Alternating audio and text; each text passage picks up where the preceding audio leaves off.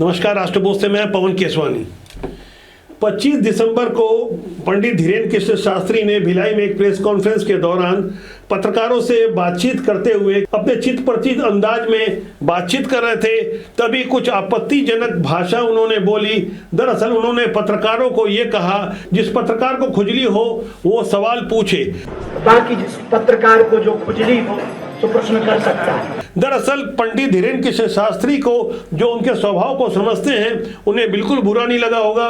वो इसी तरह के विनोदी स्वभाव के हैं। अक्सर बोलचाल में कुछ ऐसी बातें बोल जाया करते हैं जिसे मीडिया का एक वर्ग ट्रोल करता है, और खासकर कांग्रेस को तो आजकल पंडित धीरेन्द्र कृष्ण शास्त्री की हर बात नागवार गुजर रही है। पहले स्टेट प्लेन का मामला उठाया, उसके बाद पुलिस इंस्पेक्टर मनीष तिवारी द्वारा उन्हें अभिवादन करना, उन्हें प्रणाम करना नागवार गुजरा। बल्कि इतना नहीं, अब तो भूपेश बघेल खुलकर फ्रंट फुट पर साफ तौर पर पंडित धीरेन्द्र शास्त्री को तो हर दिन अपमानित कर रहे हैं, जानबूझ के वो ऐसा कर रहे हैं। दरअसल भूपेश बघेल को ये बात अच्छी तरह से पता है, यदि वो ऐसा कहेंगे तो उन्हें सुर्खियां भी मिलेगी। और साथ ही साथ भूपेश बघेल ने जिस तरह से उन्हें बच्चा बताते हुए अपने ससुराल की तो याद दिलाई। कल जैसे कि मैंने वीडियो में दिखाया था कि भूपेश बघेल ये याद दिला रहे थे कि उनके ससुराल में 5 साधु पैदा हुए हैं। कल का बच्चा है, क्या उम्र उसकी है? मेरा बेटा भी उससे 10 साल 12 साल बड़ा है। उसके बाप भी शायद मेरी उम्र से छोटे होंगे। वो मुझे हनुमान चालीसा के बारे में बताएंगे, वो हमको सिखाएंगे सनातन धर्म क्या है। मेरे ससुराल में 5-5 साधु हैं, इसके जैसे ढोंगी नहीं है। भूपेश बघेल की ऐसी ही अपमानजनक भाषा के बाद भिलाई जिला महिला मोर्चा की अध्यक्ष स्वीटी कौशिक ने थाने में बकायदा शिकायत दर्ज कराई है। बीएनएस की धारा 299 के अंतर्गत भूपेश बघेल ने उनकी धार्मिक भावना का अपमान किया है। इतना ही नहीं, भिलाई जिला भारतीय जनता युवा मोर्चा ने भूपेश बघेल का पुतला तक दहन कर दिया है। लेकिन भूपेश बघेल ये बताना भूल जाते हैं कि उनके पिता जिन्होंने उन्हें जन्म दिया वो किस तरह से साफ तौर पर हिंदू धर्म और प्रभु श्री राम का अपमान किया करते थे। ब्राह्मण कुमार रावण को मत मारो, एक पुस्तक उन्होंने लिखी थी। दरअसल राजनेता ऐसी बातें ही बोला करते हैं जिनसे उन्हें खुद का फायदा हो। अपने व्यक्तिगत स्वार्थ के लिए धर्म और महात्माओं को जब गाली देने का चलन बढ़ने लगे तो आप समझ लीजिए ऐसा करना उस व्यक्ति के पतन की शुरुआत है। पंडित धीरेन्द्र कृष्ण शास्त्री को अपमानजनक भाषा के अलावा अब तो भूपेश बघेल ने उन्हें भारतीय जनता पार्टी का एजेंट तक बता दिया। ऐसे में मुख्यमंत्री विष्णुदेव साय का भी जवाब सामने आया है, जहां उन्होंने स्पष्ट किया है कि ऐसा कहना सनातन का अपमान है। देखिए, फिर वो भागवताचार्य नहीं है ना, वो भारतीय जनता पार्टी के प्रचारक है, और इसीलिए उनको शासकीय हवाई जहाज मिलता है, उसी कारण से उसको प्रोटोकॉल मिल रहा है, और प्रचार अभी तक वही करते रहे हैं। हमारा ये देश ऋषि मुनियों का देश है, प्राचीन समय से ही, और ऋषि मुनियों का सम्मान होते आया है। और आज अगर बागेश्वर धाम के पीठाधीश्वर को अगर वो बीजेपी के एजेंट कह रहे हैं तो ये सनातन का अपमान है और बागेश्वर धाम का अपमान है। निश्चित रूप से इसका निर्णय जनता करेगी। अब मैं आपको जो आगे सुनाऊंगा उसे सुनने के बाद आपको हैरानी होगी। जिस भूपेश बघेल ने लगातार संतों का अपमान किया, उनके समर्थन में कांग्रेस के संचार विभाग के प्रमुख शैलेश नितिन त्रिवेदी ये समझा रहे थे सनातन में किसी अपमानजनक शब्द का स्थान कहाँ है। लेकिन भूपेश बघेल जो रोज कर रहे हैं उसका क्या है? धीरेन्द्र शास्त्री खुद को सनातन धर्म के प्रचारक बताते हैं। सनातन धर्म में किसी के लिए अपमानजनक शब्दों का कहाँ स्थान है? नेताओं के ऐसे डबल स्टैंडर्ड के कारण जनता उनके प्रति अविश्वास रखती है। यदि उनके नेता अपमान करें तब तो ठीक है, लेकिन उनके समर्थक जिस तरह का उपदेश देते हैं और जिस तरह से अपमानजनक भाषा की परिभाषा समझाते हैं, वहां से थोड़ी हैरानी तो होती है। अब वार हुआ है तो पलटवार भी होगा। भारतीय जनता पार्टी के प्रवक्ता अमित चिमनानी ने इस बारे में एक्सप्लेन किया है, समझाया है कि आखिर कांग्रेस ऐसा क्यों कर रही है। कि जो भी धर्मांतरण का कार्य होता है वो कांग्रेस के संरक्षण में ही होता है, और कांग्रेस हर उस व्यक्ति के खिलाफ खड़ी होती है जो धर्मांतरण का विरोध करता है। वो चाहे कोई राजनीतिक दल हो भारतीय जनता पार्टी के रूप में, वो चाहे कोई व्यक्ति विशेष हो, या वो कोई संत हो, आज के विश्लेषण की शुरुआत में मैंने पंडित धीरेन्द्र कृष्ण शास्त्री के कुछ आपत्तिजनक शब्दों को लेकर शुरुआत की थी, लेकिन साथ ही यह भी बताया था कि किस तरह से धीरेन्द्र कृष्ण शास्त्री जो बागेश्वर धाम के पीठाधीश्वर हैं, हजारों लाखों लोगों के आराध्य हैं, हिंदू राष्ट्र की मांग कर रहे हैं और साफ तौर पर धर्मांतरण का विरोध कर रहे हैं और अपने मंचों से घर वापसी भी कराते हैं। ये एजेंडा भले कांग्रेस को कहां सूट होगा। 25 दिसंबर वाली प्रेस कॉन्फ्रेंस में मैंने खुद उनसे प्रश्न किया था और पूछा था, जसपुर में आपके द्वारा कथा वाचन किया जाएगा, वो कब किया जाएगा?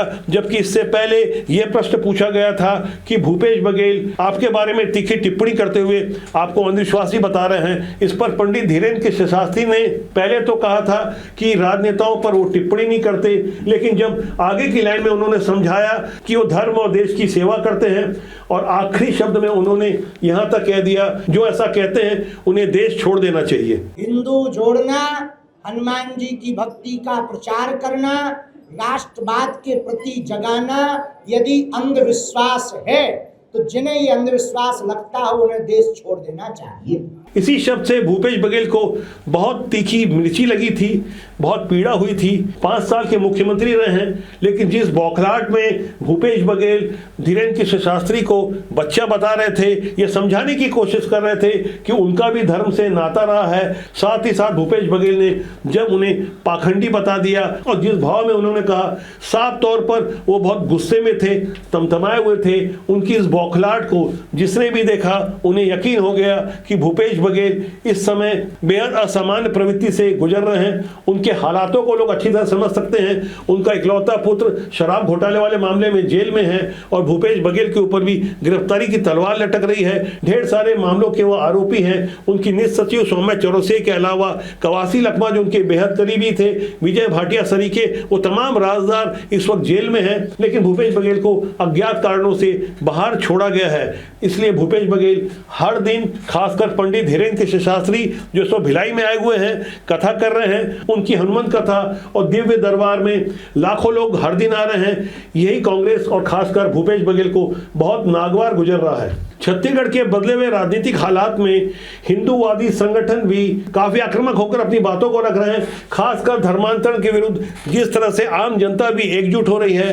कांकेर के आमा बेड़ा की हुई हिंसा को पूरे देश ने देखा, किस तरह से प्रतिकार करते हुए धर्मांतरित हो चुके ईसाई मिशनरियों के प्रलोभन से ईसाई धर्म अपना चुके लोगों ने प्रतिकार स्वरूप हिंदूवादियों पर आक्रमण किया। उसके बाद वार पलटवार हुआ और 24 दिसंबर को छत्तीसगढ़ बंद का दावा किया गया कि इस बंद को राष्ट्रीय स्वयंसेवक संघ का भी समर्थन प्राप्त था।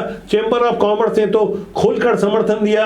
ऐसे ही बंद के हालात में रायपुर के एक मॉल में जब बजरंग दल के कार्यकर्ताओं ने प्रवेश किया और जिस तरह से सांता क्लॉज की मूर्ति को उठाकर फेंक दिया, काफी तोड़फोड़ की, काफी गदर मचाया, जिसके वीडियो सोशल मीडिया में काफी ट्रोल किए गए या करवाए गए। इसके बाद पुलिस के ऊपर एक स्वाभाविक सा दबाव आया और पुलिस ने बजरंग दल के कुछ कार्यकर्ताओं को गिरफ्तार किया। उसके बाद बजरंग दल के कार्यकर्ताओं ने रायपुर के तेलीबांधा थाने के सामने रोड में बैठकर जमकर धरना प्रदर्शन किया। इतना ही नहीं, धरने की लंबी तैयारी और चाय गर्म करने के लिए बाकायदा वहां चूल्हे तक लाए गए। उसके बाद पुलिस ने देर रात 50 बजरंग दल के कार्यकर्ताओं को गिरफ्तार कर लिया है। दरअसल ये उदाहरण बताता है कि छत्तीसगढ़ में सत्ता परिवर्तन के बाद हिंदूवादी संगठन अपनी बातें खुलकर रख पा रहे हैं। बजरंग दल का स्पष्ट रूप से यह कहना है कि जब 24 दिसंबर को बंद बुलाई गई थी, सबने बंद का समर्थन किया था, तो मॉल के बाहर जानबूझकर बजरंगियों को चिढ़ाने के लिए सांता क्लॉज की मूर्ति क्यों लगाई गई थी,